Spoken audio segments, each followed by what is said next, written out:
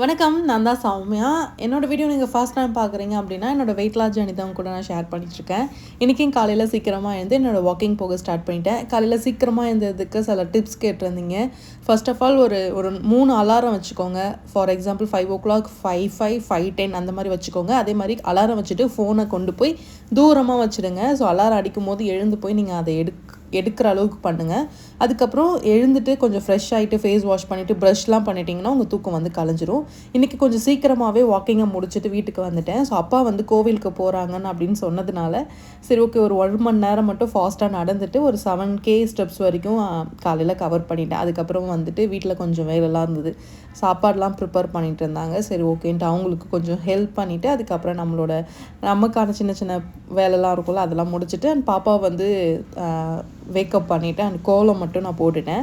So நான் பெருசாக கோலம் போட்டேன் அப்படின்னா அவளுக்கு ரொம்ப பிடிக்கும். அதை சொல்லி தான் அவளை எழுப்பினேன். அதுக்கப்புறம் வந்து பார்த்துட்டு சூப்பராக இருக்குது, மயில் இருக்குது, தாமரை இருக்குது அப்படின்ட்டு அவள் அதெல்லாம் சொல்லிகிட்டு இருந்தா. சரி ஓகேன்ட்டு அவளை வந்து ரெடி பண்ணிவிட்டு நாங்கள் வந்து காலையில் 10:00 கோவிலுக்கு போயிடணும். ஸோ அதனால் சீக்கிரமாக ரெடி ஆகணும்.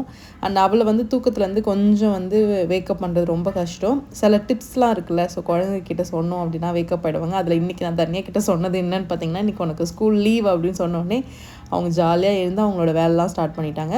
அப்பா வந்து சபரிமலைக்கு போகிறாங்க. அதனால் போகிறதுக்கு முன்னாடி சில விஷயங்கள்லாம் பண்ணணும்ல. ஸோ அந்த வேலை எல்லாமே நடந்துகிட்டு இருந்தது. பாப்பா வந்து வெளியே போகும்போது அந்த கல் வந்து தேங்காய் உடைச்சிட்டு போவாங்க. அந்த கல்லை வந்து கழுவி மஞ்சள் குங்குமம்லாம் வச்சு பூலாம் வச்சு வைக்கணும். இந்த வேலை எல்லாத்தையும் முடிச்சுட்டு அதுக்கப்புறம் நான் வீட்டுக்கு போயிட்டேன். வீட்டுக்கு போனது என்னோடய வெயிட்டை செக் பண்ணி பார்த்தேன். செம்ம ஹாப்பி. 78 வரைக்கும் ரீச் ஆகிட்டேன். 79 வரைக்கும் பிரேக் பண்ணிட்டேன். அண்ட் அதுக்கப்புறம் நாங்கள் வந்து அந்த ஹாப்பினஸ்லேயே காலையில் தண்ணி மட்டும் குடிச்சிட்டு கடகடன்னு கிளம்பியாச்சு. என் பாப்பாவை கிளப்பிட்டு என் வீட்டுக்கு வந்துட்டு எல்லா பொருளும் எடுத்து வச்சுட்டு கோவிலுக்கு போயிட வேண்டியதான். இன்றைக்கின்னு எனக்கு தனியாக எந்த ரெசிபீஸும் நான் பண்ணிக்கவே இல்லை. ஸோ அதையும் நான் உங்ககிட்ட சொல்லிடுறேன். இன்றைக்கி வீட்டில் என்ன ஃபுட்டெல்லாம் ரெடி பண்ணாங்களோ அதே தான் நானும் சாப்பிட்டேன். ஏதாவது இந்த மாதிரி ஒரு நாள் கண்டிப்பாக நடக்கும். அந்த டேவை வந்து நம்ம என்ன பண்ணணும் அப்படின்னா அதை அக்செப்ட் பண்ணிவிட்டு சாப்பிட்டுட்டு அதை அப்படியே ஃபாலோ பண்ணக்கூடாது. அதை மட்டும் பார்த்துக்கோங்க. காலையில் பொங்கல், இட்லி, பொங்கல் நான் தான் ரெடி பண்ணேன். அந்த அம்மா மற்றதெல்லாம் அவங்க ரெடி பண்ணியிருந்தாங்க.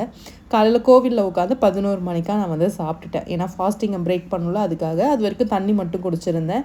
நடுவில் எதாவது பசிச்சுது அப்படின்னா ஃப்ரூட்ஸ் மட்டும் எடுத்துக்கிட்டேன். ஸோ அந்த மாதிரி தான் இன்றைக்கி டே ஃபுல்லாக வந்து போயிட்டே இருந்தது. அண்ட் கோவிலில் இருந்ததுனால மோஸ்ட் ஆஃப் பசிலாம் எடுக்கவே இல்லை. தண்ணி மட்டும் எடுத்துகிட்டு போயிட்டோம். அங்கே உட்காந்து தண்ணி மட்டும் குடிச்சிட்டே இருந்தேன். அங்கே பொங்கல்லாம் கொடுத்தாங்க. பட் ஆனால் சரி ஓகே சும்மா லைட்டாக டேஸ்ட் பண்ணிவிட்டு அதோட நான் அதை சாப்பிடல. ஏன்னா இன்றைக்கி ஃபுல்லாக கார்ப்ஸ் தான் அதிகமாக எடுத்துக்க முடியுன்றது எனக்கு தெரியும். நமக்குன்னு தனியாக எந்த ரெசிபீஸும் என்னால் பெருசாக மேக் பண்ண முடியாது. அந்த டைமிங் கண்டிப்பாக வந்து சரி வராதுன்னு எனக்கு தெரியும். ஏன்னா எப்பயுமே கரெக்டாக 10 மணிக்கெலாம் கிளம்பிடுவாமா அப்படின்னு சொல்லுவார். ஆனால் அங்கே போனதுக்கப்புறம் தான் தெரியும் 12, 1 மணி ஆகும் அப்படின்ட்டு. இன்றைக்கி அவங்க கிளம்பும்போது பார்த்திங்கன்னா 1:30க்கு தான் கிளம்புனாங்க. ஸோ அந்த ராவுகாலம் அதெல்லாம் முடிஞ்சுட்டு அதுக்கப்புறம் 1:30க்கு 1:45க்கு தான் கிளம்புனாங்க. ஸோ அவங்க எல்லாரையும் வழி அனுப்பிட்டு அதுக்கப்புறம் நாங்கள் வீட்டுக்கு வந்துட்டேன். ஸோ வீட்டுக்கு வரும்போது டைம் என்ன அப்படின்னு பார்த்தீங்க அப்படின்னா அரௌண்ட் 2:00 இருக்கும் அப்படின்னு நினைக்கிறேன். ஸோ அவங்க போயிட்ட பிறகு நாங்கள் வந்து வீட்டுக்கு கிளம்பிட்டோம்.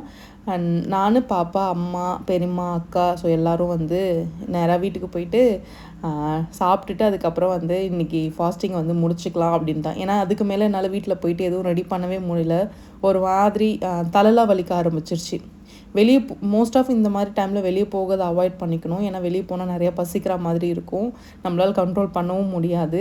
அண்ட் அம்மா செஞ்ச புளியோதரையும் அதுக்கப்புறம் லெமன் சாதமும் தான் மதியம், அதாவது 4:00 எடுத்துக்கிட்டேன். வீட்டுக்கு போய்ட்டு கொஞ்சம் நேரம் தண்ணியெலாம் குடிச்சிட்டு அரௌண்ட் ஒரு 4 லிட்டர்ஸ் வரைக்கும் தண்ணி இன்றைக்கி ஃபுல்லாக கம்ப்ளீட் பண்ணிட்டேன். அதுக்கு மேலே என்னால் ரெசிபீஸ் எதுவுமே மேக் பண்ணவும் முடியல. ஈவினிங் போல் ஒரு ஜிஞ்சர் டீ மட்டும் எடுத்துக்கிட்டேன். லாஸ்ட்டாக வீடியோவில் கொடுத்ததுல அந்த டீ தான். அண்ட் இன்றைக்கான கலோரிஸ் பார்த்திங்கன்னா கலோரிஸ் என்னவோ அதிகம் தான். நம்ம சாப்பிட்ட போர்ஷன் என்னவோ கம்மியாக தான் இருந்தது.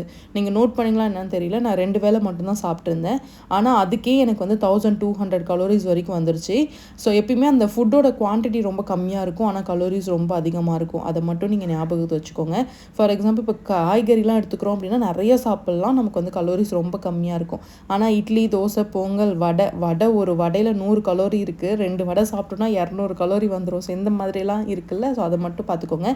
ஸோ நான் வந்து கலோரிஸ் எப்படி கவுண்ட் பண்ணுறேன்னா ஹெல்த்தி கலோரிஃபை மீ ஆப்பில் போயிட்டு கலோரி கவுண்டிங்கில் போட்டு நீங்கள் என்னெல்லாம் சாப்பிட்றீங்களோ அது தோராயமாக ஒரு தோசை 2 இட்லி அப்படின்ட்டு நீங்கள் அதில் கால்குலேட் பண்ணிக்கலாம். ஸோ அது ரொம்ப ஈஸியாகவும் இருக்கும். சப்போஸ் வேறு ஏதாவது ஆப் இருக்குது நீங்கள் யூஸ் பண்ணிகிட்ருக்கீங்க ஈஸியாக இருக்கும் அப்படின்னா நீங்கள் அதை கமெண்ட்டில் சொல்லுங்கள். மற்றவங்களுக்கும் அது சூப்பராக ஹெல்ப் பண்ணும். ஒரு நாள் சாப்பிட்டீங்க அப்படின்னா பரவாயில்ல, அதை ஃபாலோ பண்ணாமல் பார்த்துக்கணும். அதுதான் ரொம்ப ரொம்ப கஷ்டம். ஒரு நாள் சாப்பிட்டுட்டோம் அப்படின்னா அதை ரெகுலராக கண்டினியூ பண்ணணும்னு கிடையவே கிடையாது. ஸோ என்றைக்காவது ஒரு நாள் சாப்பிட்டுக்கலாம். மற்ற நாள் ஃபுல்லாக நம்ம கொஞ்சம் நம்மளோட ஃபுட்டை கண்ட்ரோல் பண்ணிக்கலான்ற மைண்ட் செட் இருந்ததுன்னா போதும்.